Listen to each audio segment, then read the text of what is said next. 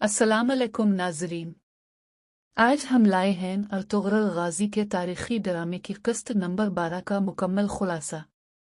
यह किस्त ईमान, वफादारी और दुश्मन के फरेब के दरमियान लड़ी जाने वाली एक ऐसी जंग की कहानी है जहां अर्तुगरुल न सिर्फ अपने कबीले बल्कि अपनी रूह के ईमान की हिफाजत करता है।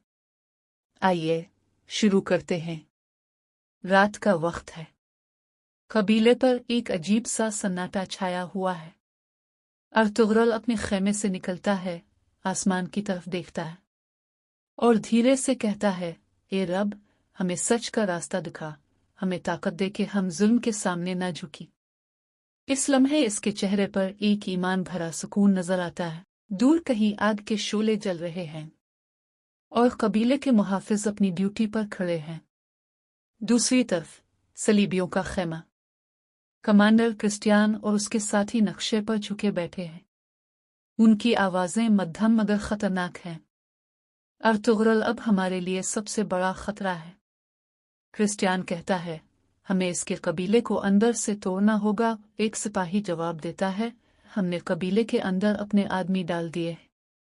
जल्द ही इख्तिलाफात खुद अलिफा बेलगी। ये वो लम्हा है जब दुश्मन सिर्फ तलवार से नहीं बल्कि जहानत से हमला करने वाला है।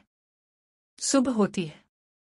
अर्तुगरुल अपने दोस्त तोरगत और बामिसी के साथ कबीले के मामलात पर बात कर रहा है। इसी दौरान एक सिपाही आकर इत्तला देता है, कबायली सरदारों में कुछ लोग आपके फैसलों से खुश नहीं। अर्तुगरुल भी। अर्तुगरुल खामोश हो जाता है, मगर उसकी आंखों में एक अज़्म है। सच बोलने वाला हमेशा अकेला होता है, मगर अल्लाह इसके साथ होता है। बामिसी मुस्कुराते हुए कहता है, बी, हम आपके साथ हैं, चाहे दुनिया मुखालिफ हो जाए। इसी दिन शाम को जंगल के करीब दुश्मन की नकलो हरकत देखी जाती है। अर्तुगरुल फौरन अपने जवानों को तैयार करता है। घोड़ों की टापों की आवाजें, तलवारों की झनकार और अर्तुगरुल की ललकार, अल्लाह अकबर। नान जंग में गर्द गुबार अलिफाड़ता है। दुश्मन चारों तरफ से हमला करता है, लेकिन अर्तुगरुल और उसके साथी आहनी दीवार बन जाते हैं। तोरगत दुश्मन के सरदार से टकरा जाता है।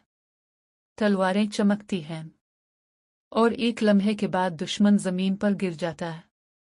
बामिसी कहकहा लगाता है, ये थी तारुक की ज़र्ब, अब कौन है अगला। उधर खेमे में हलीमा सुल्तान जख्मी सिपाहियों की देखभाल कर रही है। इसकी आंखों में थकन जरूर है, मगर दिल में यकीन की रोशनी है।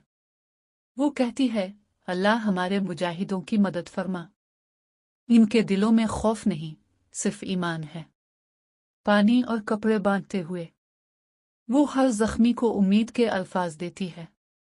और पस मंजर में बच्चों के मासूम चेहरे झांक रहे हैं। ये मंजर एक औरत की बहादुरी, सब्र और यकीन का आईना है। नान जंग में सब कुछ गर्द से भरा है। अर्तुगरुल घोड़े पर सवार दुश्मन के बीचों बीच पहुंचता है। क्रिस्टियान चीखता है, ये जंग तुम्हारे ईमान को तोड़ देगी। अर्तुगरुल तलवार उठाकर कहता है, ईमान वो शूला है जिसे कोई हुआ बुझा नहीं सकती।